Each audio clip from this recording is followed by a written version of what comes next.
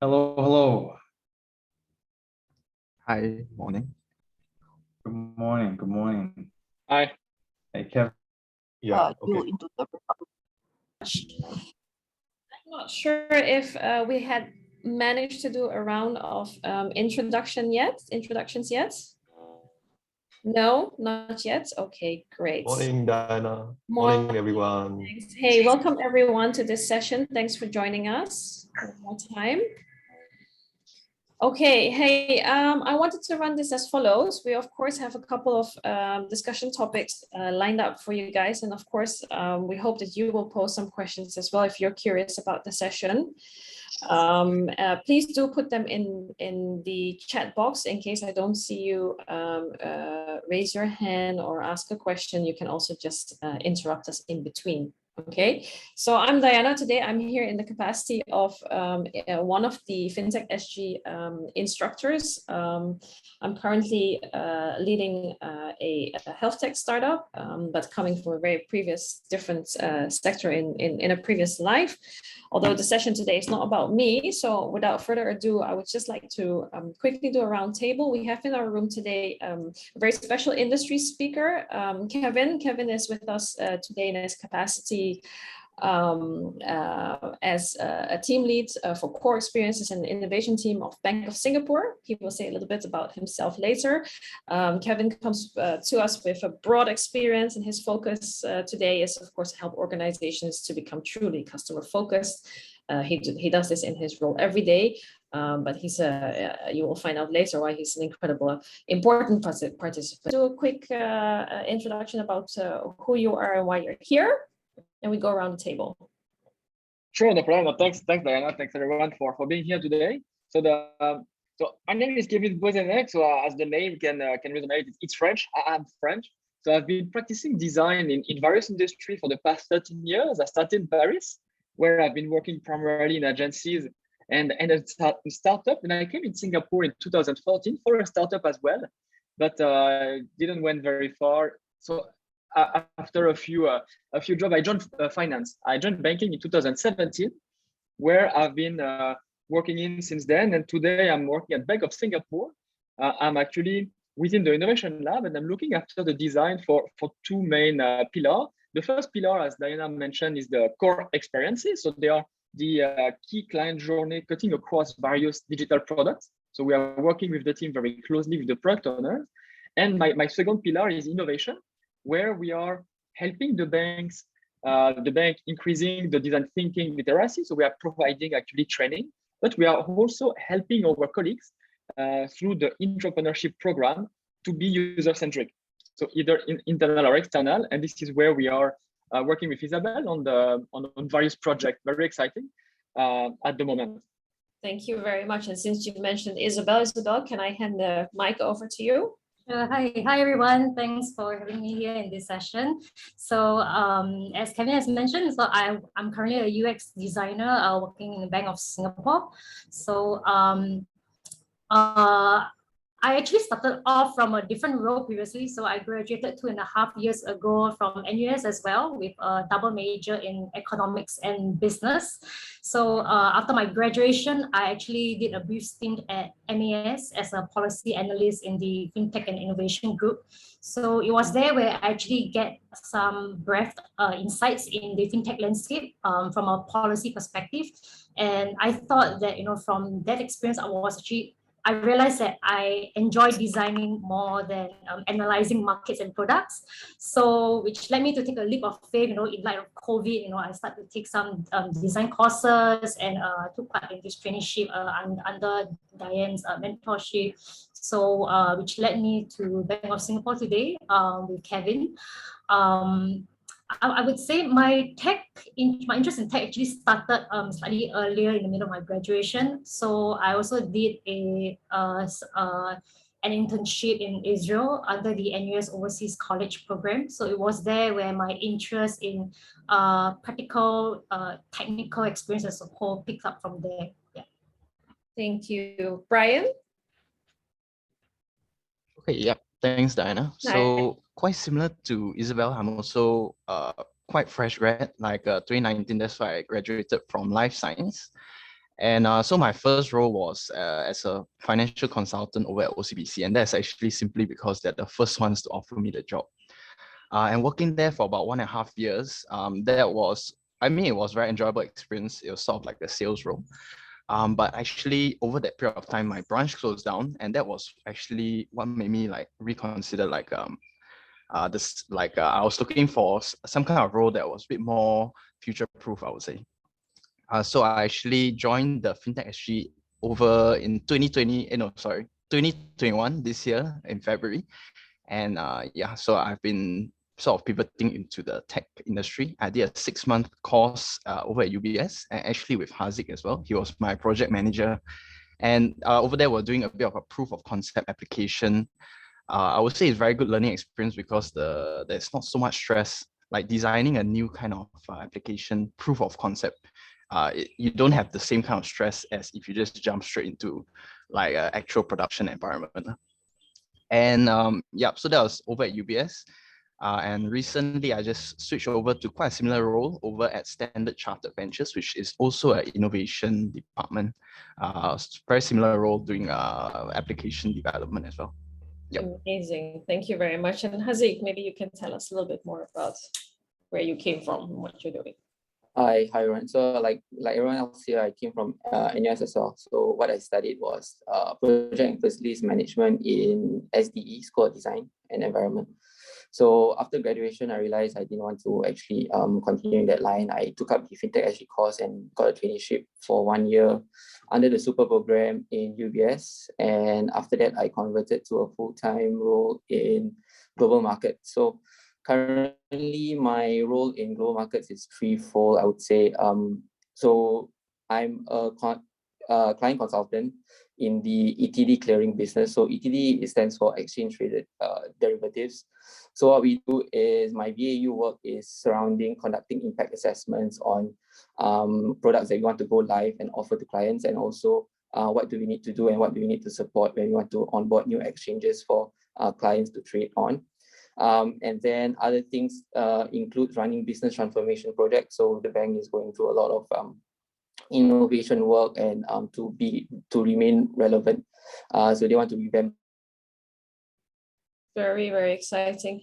Hey, since we're with you, would you be able to share a little bit about how this course actually prepared you for the role that you're doing now? So the FinTech SG course is good in the sense that it lets it gets you in the industry, gets you started, and gets you a foot in the bank. After that, learning about tech is very relevant in various parts of the bank, because the bank is looking to hire people from which has like tech background and stuff.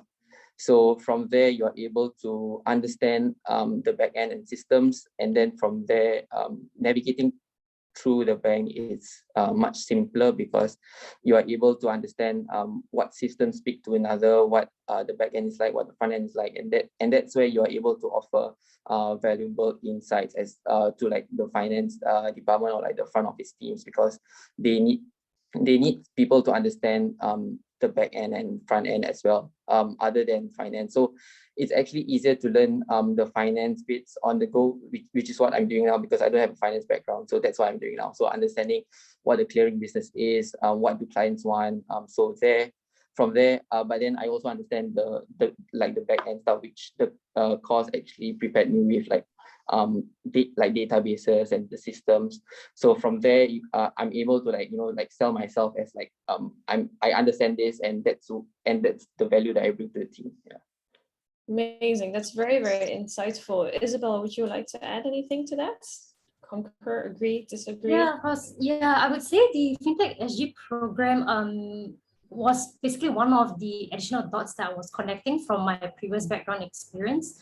So previously, as you know, I graduated with a social science background, in economics and business, and I thought that I still need to get more insights into the technological world, after the internship experience I had in Israel. So the FinTech SG program, provides me with a lot of use cases, from banks, fintechs to fintech disruptors that give me a better view of how the design processes differ for different companies, for example, especially in the lean and agile processes, as well as because the FinTech SG also involves several development front-end development courses as well. So it also allow me to empathize on how developers have been working on their end, in the CI/CD approach, alongside while working with the UX designers. So yeah, it gives me a lot of holistic breadth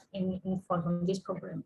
Do you mind elaborating just a little bit on that last part? Because we might not all be very familiar. I know that you guys are very, very jargoned up now, but not all of us in the room are. Isabel? You mean you're referring to the how the delivery process is like? Yeah.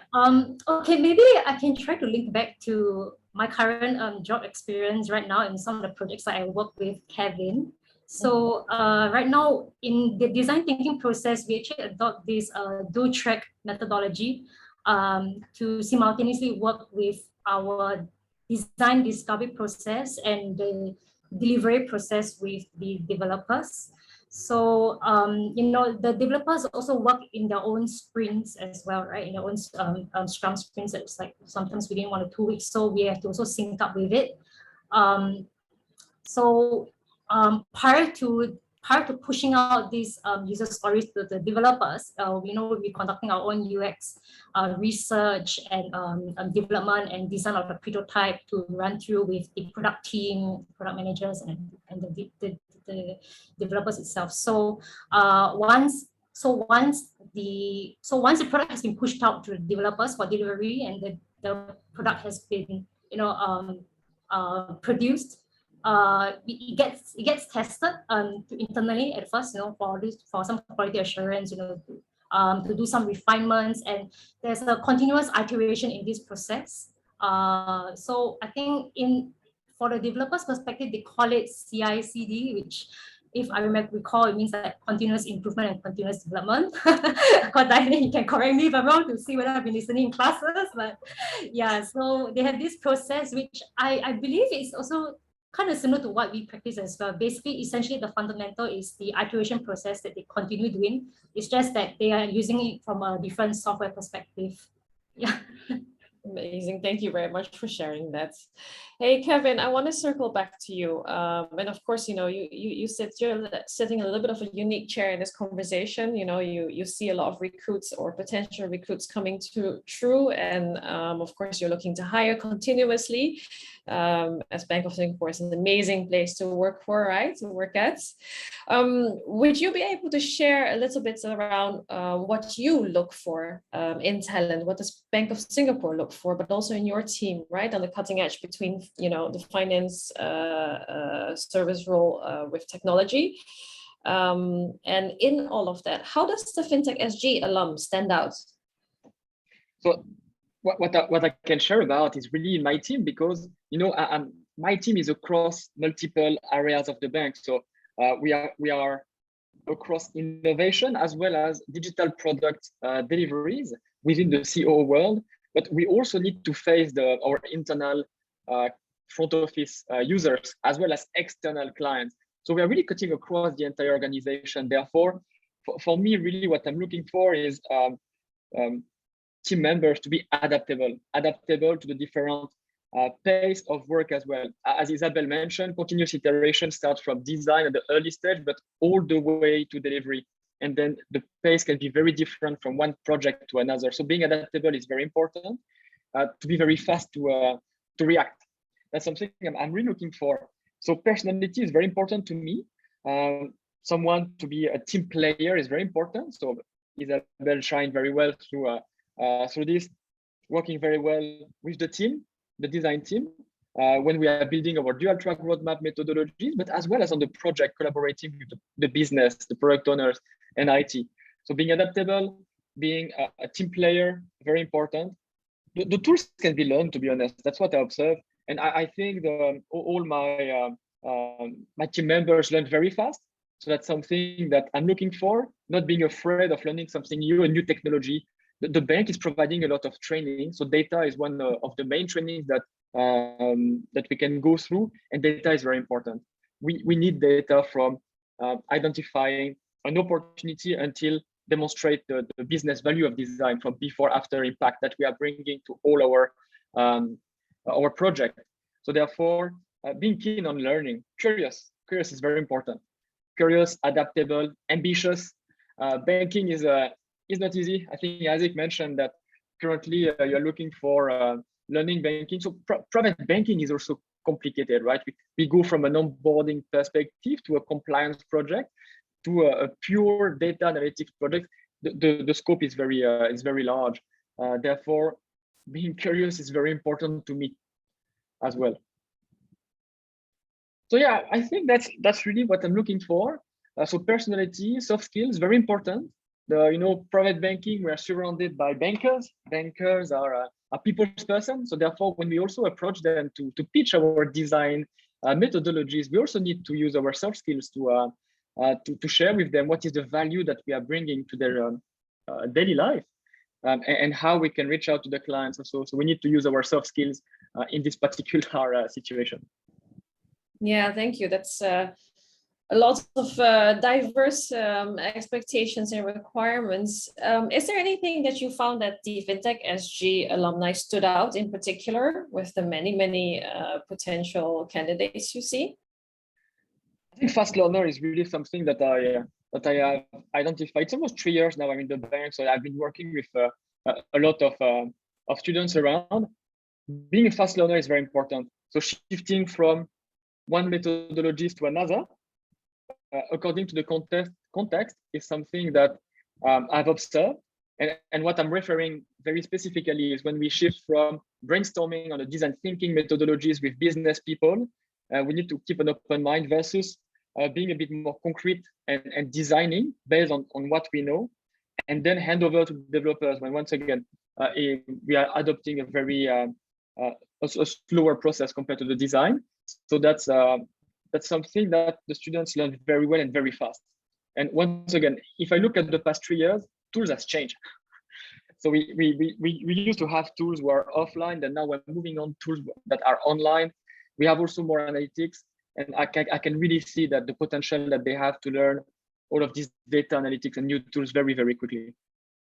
Thank you. Thanks, Bryan. Hey, listening to Kevin speak about these core characteristics that employers look for. He at least looks for adaptability, being agile, collaboration. What kind of team player are you? How would you say that's the course you did, the NUS Fintech SG course, prepared you for this? Well, I would say, okay, the last point they made for Kevin was to be fast learner. I think definitely the Fintech SG course, wow, this does a good job in at least priming yourself to be a fast learner.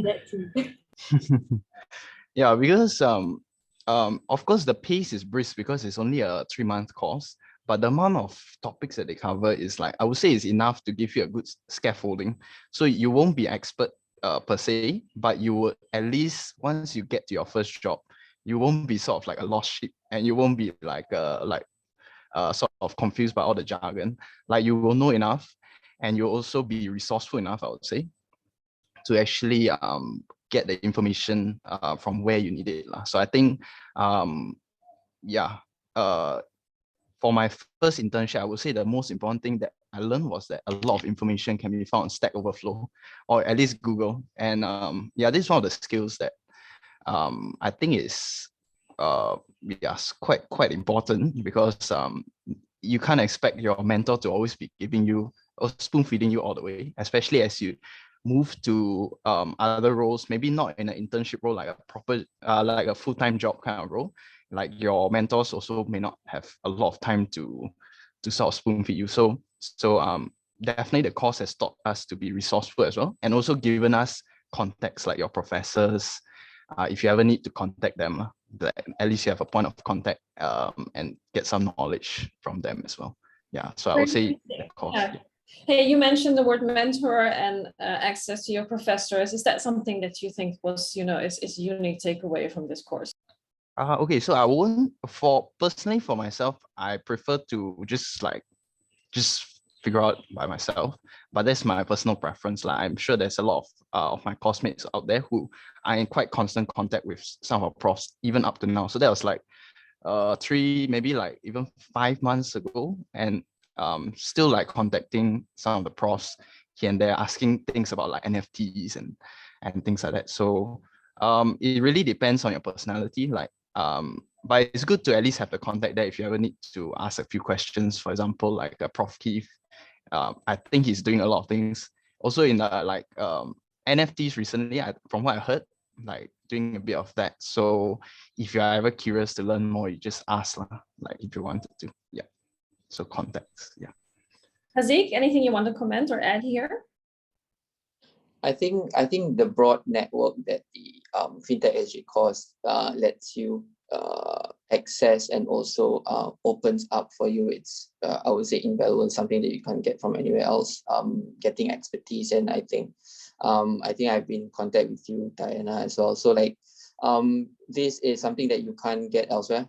I would say, and industry knowledge and industry experts is something people would to get access to these kind of things, and especially if you're working in a bank or large MNC, it's very important to also stay connected outside to understand where people are going, what people are doing, where the industry is heading. So I guess these are kind of things that you won't see on the news, but it's more of like staying in contact and see what insights other people can offer you. I think that's very invaluable to me. Yeah.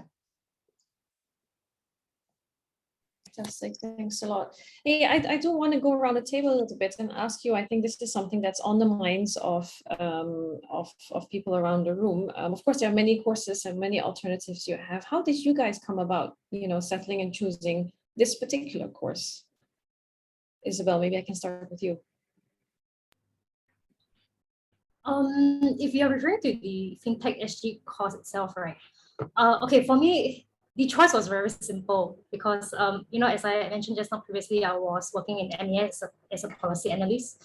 So the job nature there is pretty different from what I've been doing, previously through internships in startups. So it was purely academic, and I thought that, as I mentioned before, I realized that I enjoyed designing, and I kind of thought that it would be fun to be on the other side of the river to do actual hands-on technology development work.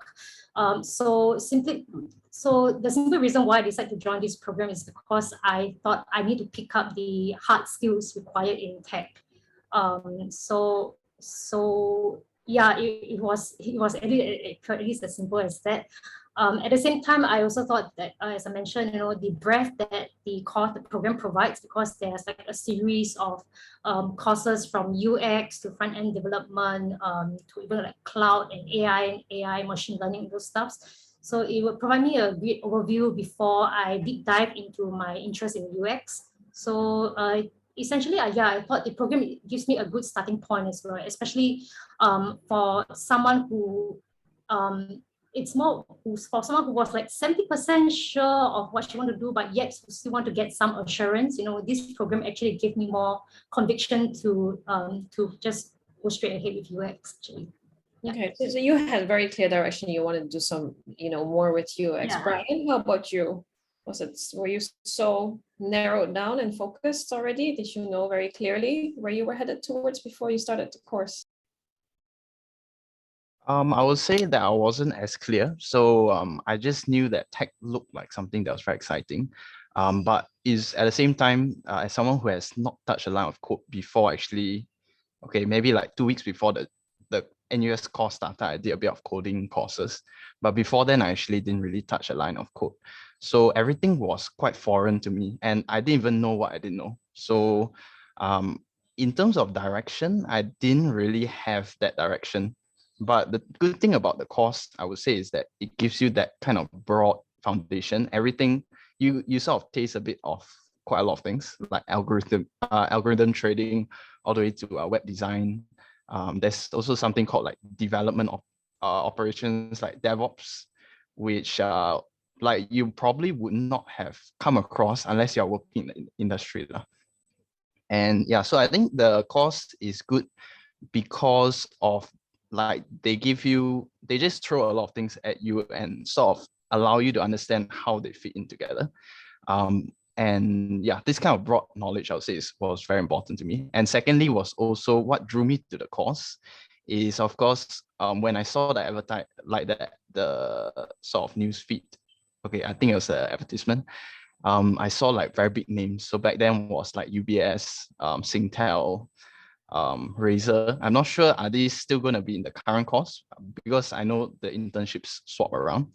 But knowing that part of the course was going to be an internship as well, like, I think it's a very good opportunity to pick up the skills on the job as well. So I think this is what drew me specifically to this NUS course, is that they have this structure in place, not only to teach you, but also give you like a good placement at one of, like, something to add to your resume and a good working experience. So that's what drew me. So it was access and exposure, but it wasn't a guarantee, was it? Oh yes, it's not a guarantee. So there is also this thing like speed interviews. So I think it depends. Like for my course, there was quite a few people that were reached out and didn't really have to go through interviews. I think there's some kind of connection there between NUS and my first internship which was UBS. But they also have like a round of speed interviews. So 5 minutes, you basically pitch yourself. You can talk about whatever projects you've done before. And at least to show your face to the employers, I think that is also a very big advantage, because if you're just submitting resumes on like online portals, it may not be as easy to make that connection with an employer. So that was also, the speed interviews was also very good. Yeah, absolutely. Very good point. And I think, also having Kevin in the room today, the course continues to be, peppered with interesting industry speakers and guest visitors throughout the courses. Haziq, anything you can share with us around this topic? So I think like together with Bryan, because I came from project and facilities management. I just know that I didn't want to do it. So I was just and I've always been very curious about tech. Always been interested in tech and heard many things about it, and also understanding that now is like a lot of VC money is coming into fintech and tech industry. When I saw the email that came through about the FinTech SG, I think it was a no-brainer to just sign it up. So that's my approach, because for me, I think as much as it's a challenge, but I think that it's something that time and effort won't solve. So if you're interested in it, it's something that you should just, I would say, to just take the step and go for it, because you won't know until you try. So yeah. And I tried it and I love it now. So yeah. Thanks, super. Okay, I heard quite a lot of key skills that are important, and you guys have done up. Is there one or two things that you guys could say or share with the audience in terms of what to expect that you guys would not have known if you hadn't gone through this course? Right? I mean, it's overall very positive. I can hear a lot of good sound bites. But what were maybe one or two things that you thought, okay, that I did not expect for this, and this is something you do want to be mentally prepared for? Isabel, I see you nodding. Okay. I know this sounds a little bit cliche, but I would say when you go into tech from previous role, I think you have to keep an open mind to unlearn so that you can relearn. So as Kevin also said, he's looking for fast learners, right? So you also have to unlearn, what you were doing in your previous roles. For my case, in more traditional environment like NAS. So one thing that I actually noticed, I didn't really realize it myself, is that the thinking, the mindset, has to actually change. So, previously, before MEAs, I was actually working in several startups in Israel and some other tech companies. And, I thought that I had this design thinking mindset. And then, I went to MEAs, and then where the workflow is quite different. And then when I moved on to Bank of Singapore, I realized that there's still lots of things that I do not know about in the areas of design thinking. So, in design thinking, there are different methodologies. Like we have the do track, we have the diamond shape design approach. So it's not just about the theory that you can understand itself. It's also about understanding how you may apply it, and changing what you thought what you were comfortable doing with previously. The old methods that you're doing, you need to sometimes be open-minded to discard it and consider exploring this new option in the design thinking approach. I guess one thing that many people tend to fear about is the chaos and divergence aspects of design thinking at the initial stages, which many people who are perhaps more conditioned in the traditional environment may not be so used to it. So I would say for a start, when you move into tech, it's more of the mindset that you have to change first, before you can deep dive into the hard skills that are necessary for your role. Thanks for sharing that. Haziq, anything you want to share with the audience about preparing for this course? I think preparing for this course, I think coming in with no background, I think the best thing you can prepare for is to be curious and ask the right question. I think that's what Kevin alluded to also as well. So asking questions is something that you may think that you feel stupid asking, but there's no stupid question. It helps you understand. It helps you discover what you don't know, and also after that you're able to dive deep into what you actually like. So dipping your hands and getting your hands dirty in every single aspect helps you, because there are some parts that I don't like. I don't really like front end stuff. I don't really like, but I kind of like doing SQL queries in that sense. So understanding all of these things and understanding yourself and what you align with, I think that's the most important. And especially now, being curious helps you stay visible in a big organization. And also, with global teams all over the place, I think you can't really be acting like, I would say you can't really keep things to yourself. You just need to ask the right questions, and you can work inside. You got to be a team player and just work together with everyone. Yeah, I think that's what the course prepared me for. Yeah, thanks. Very nicely said. Bryan? Okay, so I think one of the challenges that I faced was questioning, is my skill set going to be good enough when I actually start my first job? And I got to say that it is actually, you will feel overwhelmed. Like not only in the NUS course, like some parts is actually quite fast and you might feel a bit overwhelmed. But I think the important mindset to go in as you're going into this tech sector is that if you sort of commit to it and put in the effort and put in your resources, you will actually learn and you actually pick up everything. And I think it's helpful definitely to have a good mentor, like someone who motivates you. So I would say, okay, I'll admit when I went to my current role, like I was also a bit questioning, like because it's such a, I would say, still a very important project. Of course, it's under development, but there's so many skills that you need. And I was asking my manager, like, okay, my skill set is still, I would say, quite basic. Like, are you sure you still really want to take me in, because I'm still quite new? And he was very understanding. Like he says, I fully believe that you'll be able to pick up the skills, and we will give you the time. Like we will give you a few months to actually pick up everything. And I think, yeah, so in that sense, you will feel overwhelmed at times, but you just know that if you put in the time, you put in the effort, you will actually definitely be able to do it. And okay, yeah, so I think that is one of the key takeaways, like for me, is that like it's okay to not be okay, like sort of feel overwhelmed at times.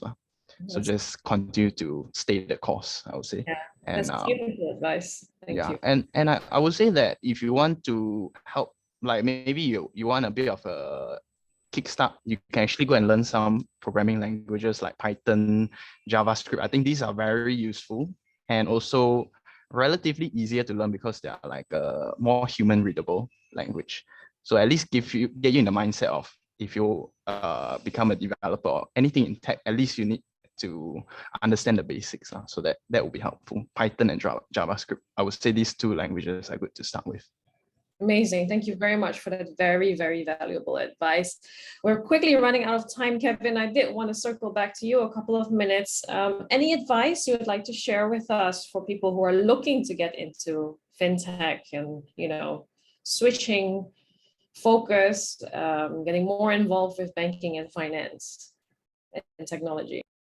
To be frank, I love what I just heard from the student, that the mindset is exactly what I think is relevant for the future, right? The banks are changing continuously because they need to adapt to the new technology, better serve a new segment, for example, a new market. So the mindset is fitting very well with what's happening in the banks today. And you were sharing about learning new technology. Then for me, I used to do Flash when I was at school, and today the technology is not there anymore, right? So I also need to keep learning new technology, keep learning new skills. I strongly believe that to really shine within the industry, we need to be multi-skilled. So you have one expertise, and then you're also generalist, as you were mentioning from the course that you learn to be a generalist. And I strongly believe into this attitude, this mindset. And over time, actually, you build more expertise. So we talk about T-shape, comb shape, or P-shape in the middle, then comb shape, when you have multiple expertise. And I really think that this is the key for success, to stay relevant. And banks nowadays, or at least for us, we're lucky because the bank is providing us a lot of trainings. And so this is how I also keep learning, right? I stay relevant within my own industries and within the bank. So I think you guys are very well prepared for the banks, and that's enjoyable to see. And I mean, Isabel can share as well that we're working very well together, and she's doing extremely well in the bank. Thank you so much. And we started the session with lifelong learning, and we end the session with lifelong learning almost. Hey, I just wanted to say that it's been an incredible privilege for me to host this session today. Kevin, like I agree with you 100%. And the students, ex-students here speak like they have been doing this for years now. And I know that, you've only graduated not so long ago. So I'm incredibly proud to have been part of that journey and hope to continue to be part of that journey with you guys. Kevin, everyone else, Isabel, Bryan, Haziq, thank you so much for taking the time to share with us here. We do have a couple of minutes. I would like to open the floor to anyone who has any pressing questions. Don't be shy. You have now unlimited access to us, or post your question otherwise in a chat group, and we can try to address them.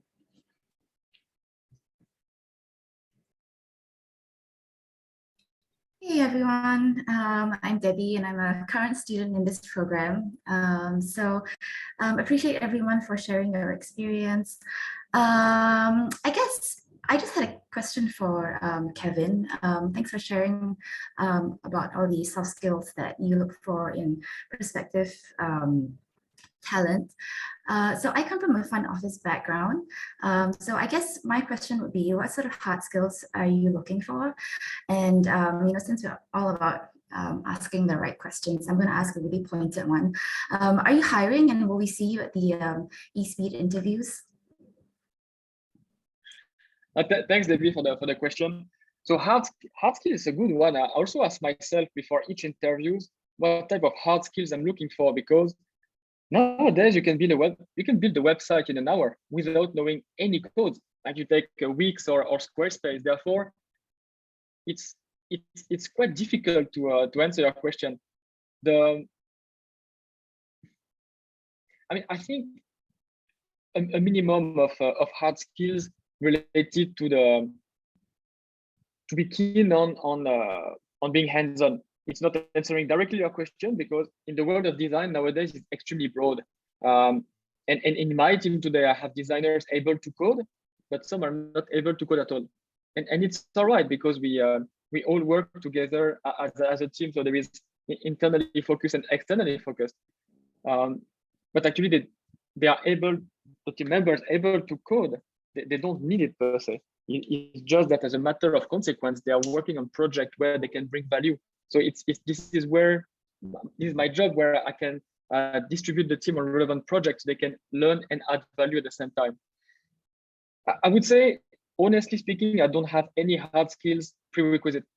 If someone is arriving, and I'm meeting people every candidate every other day, I have some candidates who have never ever designed anything, right? But they are super motivated. So the motivation is taking over the hard skills, because I rather have someone extremely motivated on learning and who will be hands-on and ready to work with me on project, rather than an expert who will say no, I don't want to do that. It's not my job.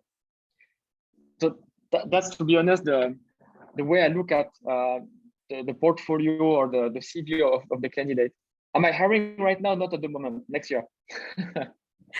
Thank you, Kevin. Hey, very interesting answer. Thanks, Debbie. I hope, thank you for your question. I hope that answers to a large degree what you are asking. You know what struck me in your answer, Kevin? You mentioned the T-shaped leaders and leadership, and I think that's what you're saying is very, very enlightening here, right? The key, the narrow skill that we're looking for these days is the ability to unlearn and to adapt. And what's in the T, what's on that broad line is what we talked about today, being agile, collaboration, curiosity. So it's quite an interesting shift of perception you're giving here. Yeah, absolutely. So for me, I also learned an expertise at school. So I had to, I think the experience gave me the larger scope of different expertise. So if you look at the design, you can have an expert doing research, you can have a UX designer in the traditional way of the definition is working in black and white and being focused on the user need and the goals. And then you will have a UI designer or a creative designer working on the look and feel of the digital product. Then you have service designer looking horizontally at the journey. And lastly, you have creative technologist. Maybe it's the term primarily used in agency, but front-end developer who have a sensibility to design. But nowadays it's irrelevant when we are working in agile. From my perspective, and don't get me wrong, but I really believe in the T-shape, P-shape designers able to handle a user interview, able to translate into a UX design. And what I call by UX design is nowadays the technology is so mature that we don't need to design in black and white and then hand over to a UI designer who will work on the front end. Now we are able to use a component library and style guide where already we can do the UX in color to make it a bit vulgar, but I think we can work in a more lean manner. So lean means that any designer in the team, since they are T-shaped, P-shaped, they're able to represent the entire set of skill set from the design team in their own project. We don't want to create any bottleneck. Oh no, I cannot do research. Kevin can do it. But then there is only one Kevin in the team. So that's why I do believe in this team setup. And that's how actually I built the team. Amazing. And then also Bryan mentioned something very interesting earlier in one of his answers where, yeah, employers are also very patient and very willing to teach in the space now. And I think that's very important to keep in mind as well, right? So correct attitudes with the correct environment is winning. Any more other questions we can take from the room?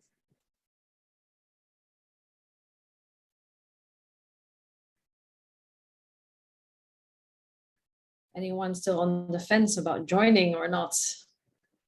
Can we coerce you into doing so? No, joking.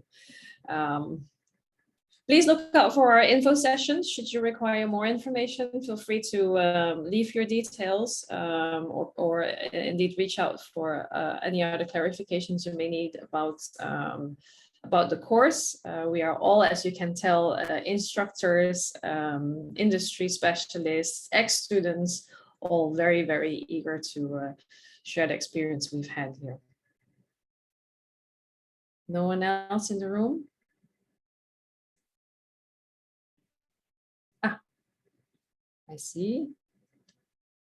Very looking forward to meeting you, Raymond. And I see Prof. Keith has joined us on screen. Yes, indeed. Words, Prof? Sure. Hello, everyone. Thanks a lot for a nice session. I was listening in the back seat as well. So thanks for your sharing and for questions.